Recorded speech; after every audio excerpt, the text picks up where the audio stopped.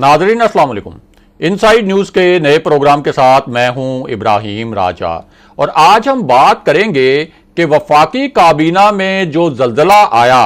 उसके मुतल्लिक कुछ हलकों ने ये तासुर क्यों बनाया कि असल में एक ताकतवर शख्सियत ने 4 वजीरों को उड़ाया।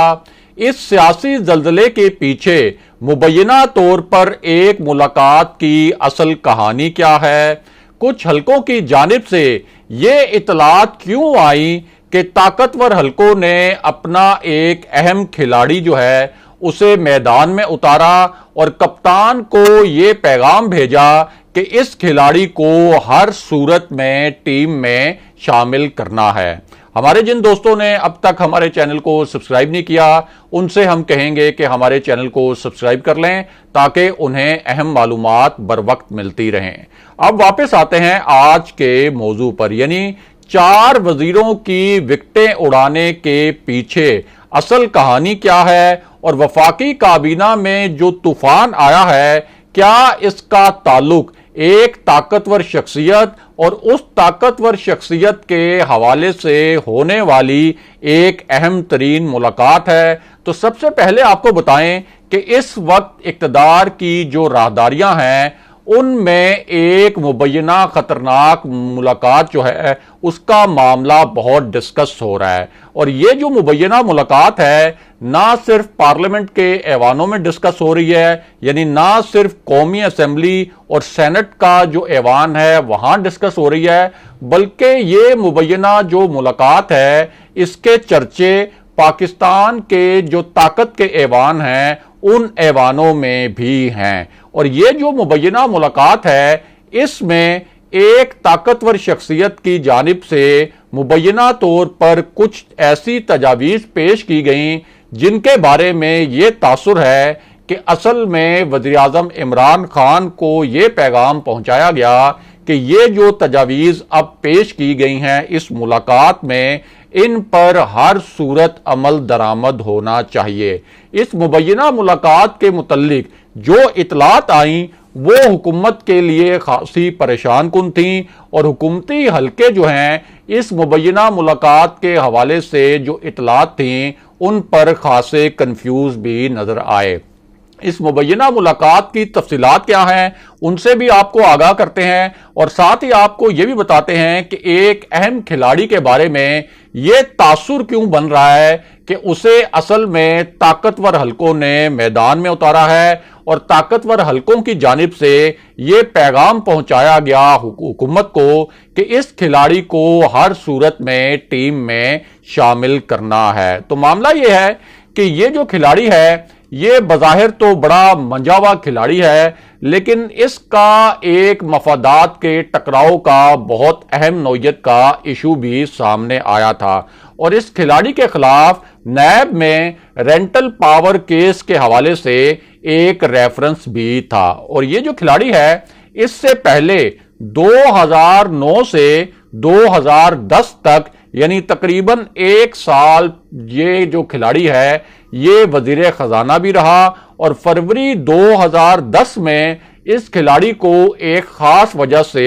अपने ओहदे से इस्तीफा देना पड़ा था और वो वजह ये थी कि इस खिलाड़ी के अपने जाती बैंक के हवाले से मफादात के टकराव का एक मामला जो है वो मीडिया में बहुत हाईलाइट हुआ था, जिसके बाद इस खिलाड़ी को इस्तीफा देना पड़ा था। अब वज़ीर-ए-आज़म इमरान खान ने एक ऐसा फैसला किया जिसके मुतल्लिक ये तासुर बना कि ये जो फैसला है ये एक तरह से जो पाकिस्तान के ताकतवर हलके हैं उनके लिए एक इनडायरेक्ट पैगाम है। और कुछ हलकों का ये भी तासुर है कि पाकिस्तान के जो ताकतवर हलके हैं उन्होंने इस पैगाम को कोई बहुत ज्यादा मस्बत तरीके से रिसीव नहीं किया और यूं सिविल हलकों और इस्टेब्लिशमेंट के हलकों के दरमियान कुछ गलत फहमियां पैदा होना शुरू हो गईं और वज़ीर-ए-आज़म इमरान खान का वो इनडायरेक्ट मैसेज मुबैना तौर पर यह था कि जब उन्होंने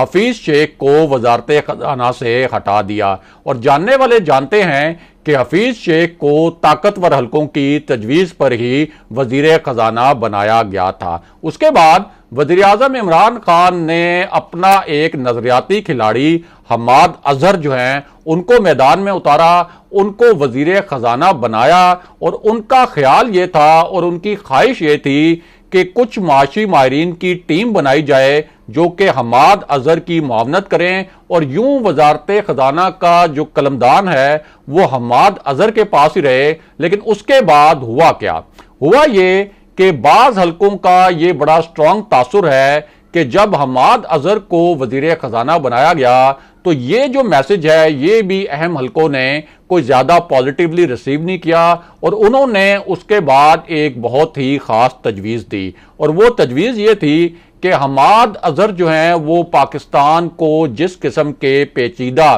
مالی مسائل کا سامنا ہے، بطور وزیر خزانہ وہ ان مسائل کو اکیلے حل نہیں کر سکتے، اس لیے یہ تجویز بھیجی گئی حکومت کو کہ شوکت ترین کو وزیر خزانہ بنایا جائے، اور اس طرح حماد اظہر جو ہیں وہ وزارت خزانہ میں ایک گیسٹ اپیرنس دینے کے بعد، ایک مختصر سی اپیرنس دینے کے بعد انہیں وزارت خزانہ سے رخصت ہونا پڑا۔ اسی طرح ایک اور وفاقی وزیر کی جو وکٹ اڑائی گئی ہے اس کے متعلق ایک دلچسپ کہانی بھی آپ کو سناتے ہیں۔ تو معاملہ یہ ہے کہ یہ جو وزیر صاحب ہیں ان کا تعلق ہے جنوبی پنجاب سے، ان کا بڑا سیاسی اثر و رسوخ بھی ہے، اور ایک عام تاثر یہ ہے کہ جنوبی پنجاب سے تعلق رکھنے والے جو سیاسی خاندان ہیں اور جو سیاسی گروہ ہیں وہ ان کے زیر اثر ہیں، اور یہ جو وزیر ہیں ان کو بھی کوئی بہت زیادہ پسندیدگی کی نگاہ سے تحریک انصاف کے حلقوں میں نہیں دیکھا جاتا تھا، اور ان کے خلاف اور ان کے اہل خانہ کے خلاف نیب نے ایک کیس بھی شروع کیا تھا، لیکن بعد میں مبینہ طور پر کچھ سیاسی مجبوریوں کی وجہ سے وہ کیس بند کر دیا گیا۔ اور اس کے بعد جو شوگر سکینڈل آیا اس میں بھی ان کے جو بھائی ہیں ان کا نام اس شوگر سکینڈل میں آیا، جس کے بعد ان کی وزارت تبدیل کر دی گئی تھی۔ اور اب ایک ایسی صورتحال میں جب جنوبی پنجاب سے جہانگیر ترین کے ساتھ کچھ سیاسی خاندانوں اور ارکان صوبائی اور قومی اسمبلی کا ایک گروہ جو ہے ان کے ساتھ کھڑا ہے، اب اس پوری صورتحال میں یہ جو وزیر صاحب ہیں ان کی وزارت دوبارہ تبدیل کی گئی ہے، کیونکہ ان کی کوئی پرفارمنس بھی جو ہے وہ بہت اچھی نہیں تھی، اور یہ جو وزیر ہیں ان کا نام ہے خسرو بختیار۔ اسی طرح ایک اور وزیر کی وکٹ بھی اڑائی گئی ہے، اور یہ جو وزیر ہیں ان کو جو تحریک انصاف کے نظریاتی قائدین ہیں اور جو نظریاتی ایک رینکس سمجھے جاتے ہیں پی ٹی آئی کے اندر، ان رینکس میں کبھی بھی کوئی زیادہ ایکسیپٹنس ان وزیر صاحب کی نہیں تھی، اور ان کے متعلق جو ہے تحریک انصاف کے رہنما نجی محفلوں میں یہاں تک کہتے تھے کہ یہ جو وزیر ہیں اگر کل مسلم لیگ نون کی حکومت آ گئی، کل اگر پیپلز پارٹی کی حکومت آ گئی یا فوجی حکومت بھی آ گئی تو یہ وزیر ایک منٹ بھی نہیں لگائیں گے اور ادھر سے ادھر اڑ کر اس حکومت میں شامل ہو جائیں گے، کیونکہ ان کا پچھلا جو ٹریک ریکارڈ ہے وہ ٹریک ریکارڈ بھی ایسا ہی ہے، کیونکہ یہ جو وزیر موصوف ہیں یہ پہلے کاف لیگ میں بھی شامل تھے، پھر یہ نون لیگ میں شامل ہوئے، اور تحریک انصاف کی حکومت آئی تو انہوں نے ایک تحریک انصاف کا لبادہ اوڑھ کر یہ تحریک انصاف میں شامل ہو گئے، اور انہوں نے وزیر اعظم عمران خان اور عوام کو بڑے سبز باغ دکھائے تھے کہ یہ گیس اور بجلی کے جو شعبے ہیں ان میں بڑی اصلاحات لے کے آئیں گے۔ اب وہ اصلاحات تو نہیں آئیں، لیکن عوام کو بڑے بڑے گیس اور بجلی کے بل جو ہیں وہ برداشت کرنے پڑے، اور اب ان کی وزارت بھی تبدیل کر دی گئی ہے، اور یہ جو وزیر ہیں